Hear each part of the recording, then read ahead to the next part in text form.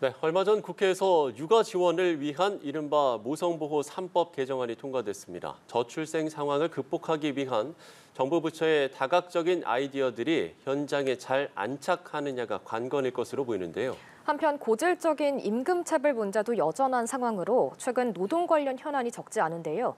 취임 한 달을 맞은 김문수 고용노동부 장관 모시고 이야기 나눠보겠습니다. 안녕하십니까? 안녕하십니까? 예, 반갑습니다. 예. 자, 엊그제가 장관으로 취임한 지 한 달이 되는 날이었습니다. 그동안 이제 바쁜 일정을 소화하신 것으로 알고 있는데 일단 한 달 되신 소감부터 저희가 들어보겠습니다. 예, 뭐 굉장히 바쁩니다. 그래서 정신없이 좀 뛰어다니고 있습니다. 아주 짧게 그냥 소개를 말씀을 해주셨네요. 네. 네. 네, 이제 장관님께서 취임 이후 한 달째 바쁘게 달리고 계신 걸로 알고 있는데 임금체불 문제를 굉장히 강조하신 걸로 알고 있습니다. 지난주 국회 본회의에서 상습 임금체불 사업주에 대한 제재를 대폭 강화하는 법안이 이제 근로기준법 개정안이 통과가 됐는데요. 이 법안이 통과된 의미부터 말씀해 주시죠. 그렇습니다. 지금 제일 중요한 것이 일을 하고도 자기 임금을 못 받는 사람. 굉장히 사회적으로 억울하지 않겠습니까? 그래서 일 안 한 사람한테도 지금 돈을 주자고 하지 않습니까?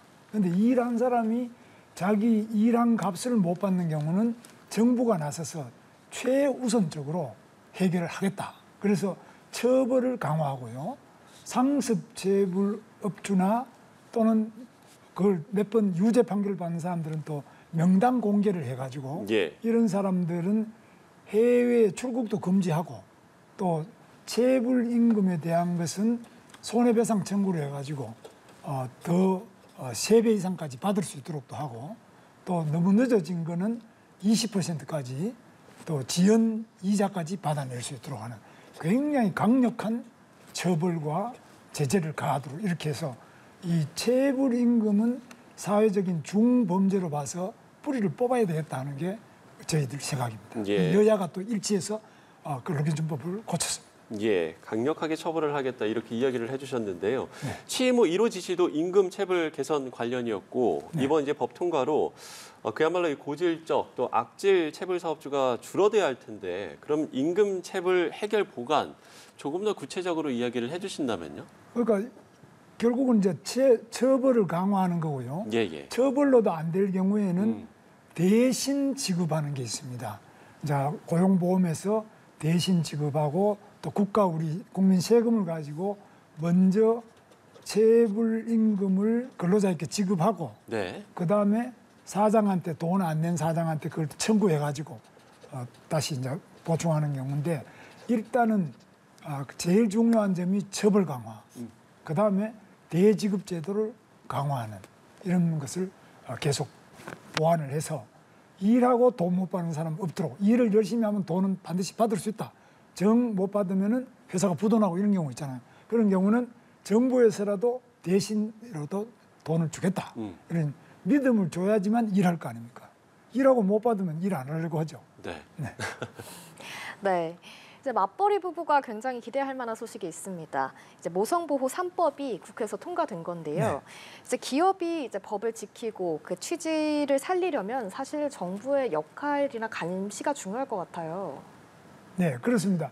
실제로 이 맞벌이들도 늘어나고 있고 특히 요즘에 여성들의 경력 단절을 또 없애고 이래야 되기 때문에 아기를 가졌을 때 또 아기를 낳았을 때 아기를 또 초등학교 6학년 졸업할 때까지 잘 이렇게 학교를 돌보게 하고 이렇게 뒷받침을 하기 위해서 휴가를 늘리고 또 여러 가지 예를 들면 저출생에 대비해서 난임 부부도 있습니다. 난임인 분들은 진료를 받도록 하는데 그것도 6일 동안 휴가를 더 줘가지고 난임 치료를 받게 한다든지 이런 여러 부분에서 하고 또 사업하는 사람들은 이렇게 휴가를 보내주고 나면 대체 인력을 채용해야 되지 않습니까?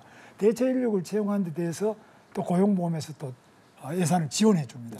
이렇게 해서 노사가 모두 아기를 낳는 것은 부담이 아니라 이건 축복이고 또 경제적으로도 그렇게 손해가 별로 없도록 하기 위해서 최선을 다해서 지금 올해 예산을 내년도 예산을 한 1조 7천억 늘렸습니다.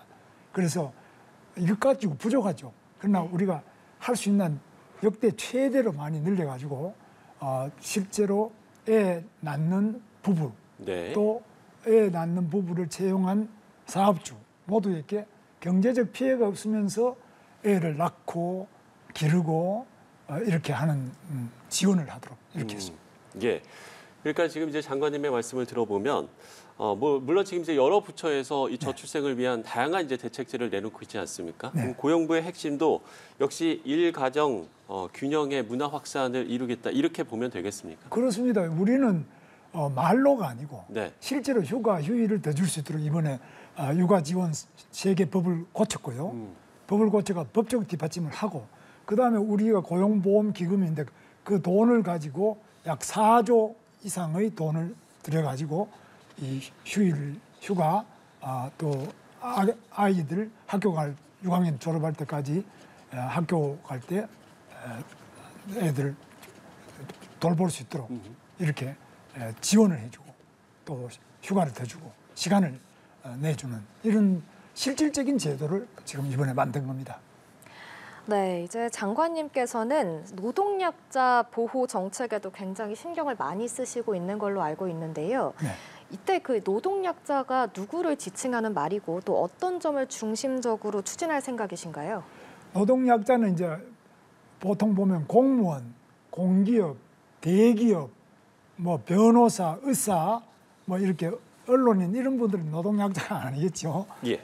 그러나 이제 예를 들면 5인 미만 사업장, 그 다음에 대리운전 기사, 그 다음에 식당에 일하는 분들 이런 영세 사업체나 또 일을 하는데 노동자 취급도 못 받고 사장도 아닌 이런 특고, 뭐 특수고용, 특고 이런 분들이든지 플랫폼 프리랜서 노동자들 그래서 약 한 전체 노동자의 절반 이상이 노동약자로 우리는 보고 있습니다. 그중에 특히 여성, 청년도 요즘에 노동약자에 속합니다. 노인도 물론요. 정년 이후의 노인 이런 분들에 대해서 정부에서 관심을 가지고 지원해 주는데 법적으로 또는 여러 가지 일자리를 마련해 드린다든지 다양한 노력을 해서 이 약자에게 따뜻한 우리 정부 이것을 지금 최대한 하도록 그동안에 우리 노동개혁 같으면 노동법치, 노동 현장에 법이 잘 지켜지는 것도 있지만